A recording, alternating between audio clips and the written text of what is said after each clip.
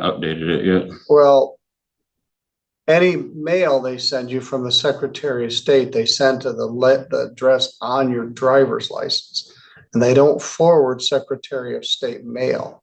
So you got suspended for having 3 crashes in 2022 until you have a reinstatement hearing and they determine whether you're valid to drive.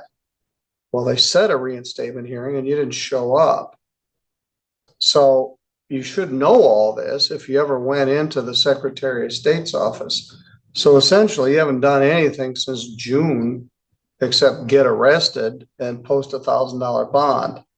You need to go to the Secretary of State and find out what you need to do. Your drinking, driving stuff is more than 10 years old, so that doesn't anything. Right from the start, the tension in this courtroom is obvious. The judge sounds confused and already a bit suspicious. And when she says she has COVID symptoms, it honestly comes across like a last-minute excuse. Judges can sense when something feels off, and you can tell he isn't buying it from the very first moment. All right, well, good for you. But you got all these tickets in short order. A couple of them are crashes, and they say no alcohol involved. The marshal one was driving down the highway and the guy like slowly merged and bumped the side of my car because he was in a company vehicle. Well, you don't need to explain it to me. You need to explain it to the SOS. They're the ones that took your license. So we've got, if you get a driving suspended, you're going to be suspended. Her lawyer is trying so hard to frame this as a one-time mistake from a struggling mom. And honestly, we want to feel sympathy. But sympathy only works when the story is consistent. This was the calm before the storm, because the real problems start when the judge begins digging into the details. If it's reduced to no ops, you'll be suspended for 1 more year. If it is reduced to a 257, 326, maybe you'll have some chance to get it. But the prosecutor adjourned it from the May date for you to do some things by June 19th. And then you promptly failed to appear on June 19th or ever after until you got arrested. Are there new charges for the arrest?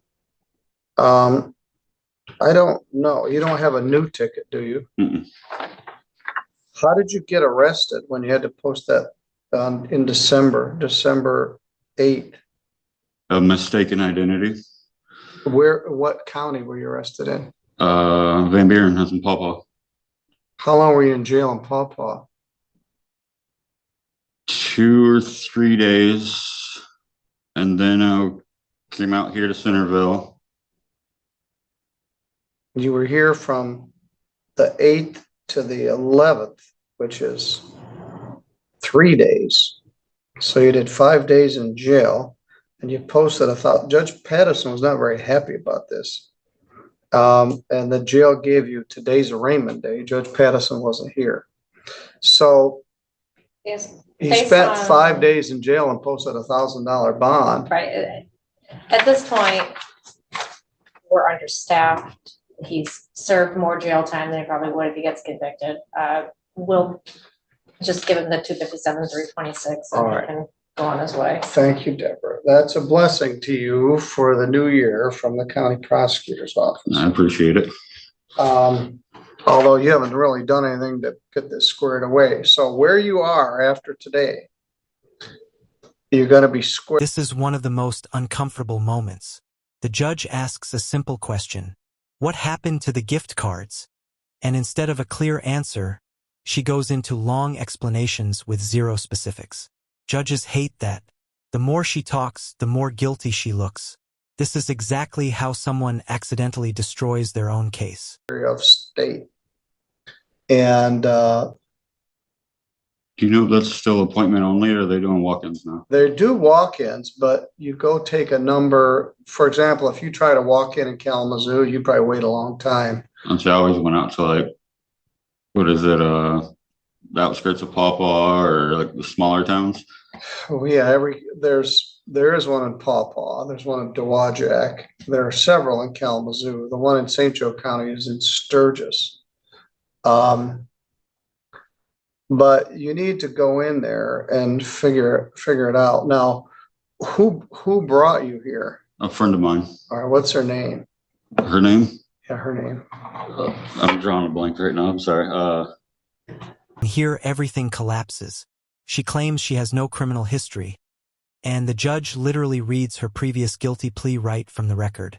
That moment changed the entire energy in the room. The judge lost trust instantly. In court, once the judge thinks you're lying, you're basically done. Not right now. Yes, it is. All right, we'll confirm that. The judge's line, "How about 90 days in jail?" hits like a bomb. That wasn't a sentence, that was a wake-up call. He's basically saying, tell me the truth right now, or this is where you're headed. And you can see the panic hit her. Self in this morning. She was getting tired close by, so Yay. Her reaction is painful. Please don't. I have babies. This is a raw human moment. But the judge isn't reacting emotionally. He's reacting to dishonesty. In court, tears don't fix lies. I asked her last minute to bring me. Is she in the car right now? Yes, she is. All right, go get her. Ask her to come in. You're an idiot. I just didn't want to miss another date. And Well, so you lied. You didn't want to. Yeesh.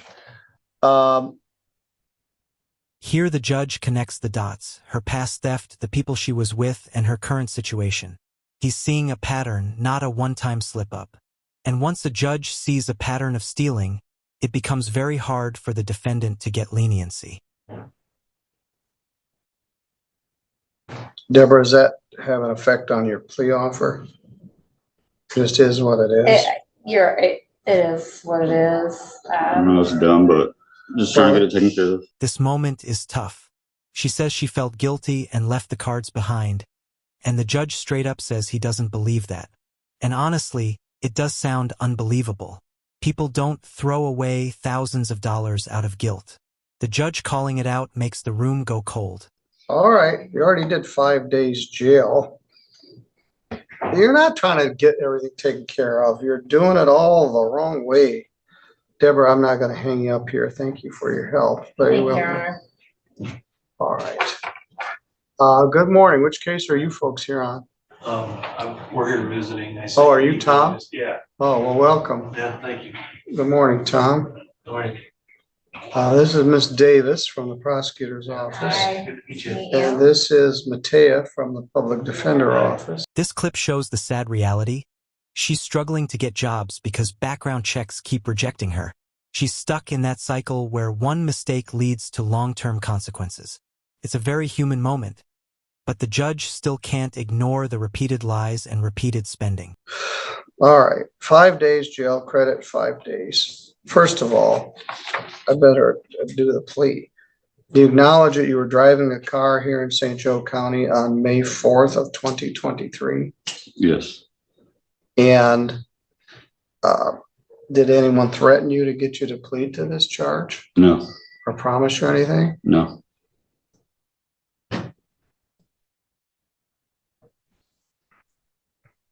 This is the big turning point. The judge finally sentences her. 34 days in jail. A year of probation. He makes it clear. The punishment isn't only for the theft. It's also because she wasn't honest. In court, lying can turn a small problem into a big one. And that's exactly what happened here. Clip 11. The financial part is brutal. Over $4,000 for a single mother with no job, that's crushing. You can hear the judge's tone soften a little here. He knows how hard this will be for her, but legally, the restitution has to be paid. Or if you're going to drive illegally anyway, but will you drive back? Yes, I will. All right. I don't think she would let me drive. Go ahead and have a seat. Thank you.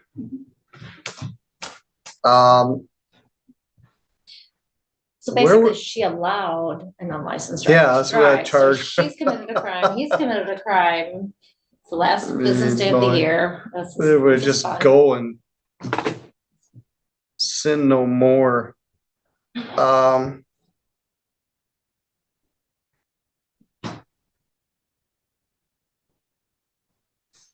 This temptation speech is honestly powerful.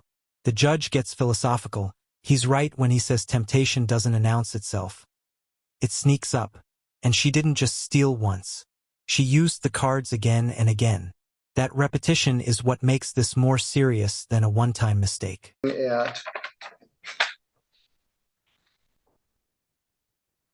Alpine, at least you can get your mail from the Secretary of State. So you need to go in there, if nothing more, to change your address. Also, when you move, you can no longer easily change your mailing address. I had a visitor this summer who was a postmaster mistress. Anyway, she was a postmaster in Pennsylvania, I think. Anyway. Calm but heavy. The judge allows her to serve jail time in flexible scheduling because she has kids. That shows he isn't trying to destroy her life. But the damage is already done.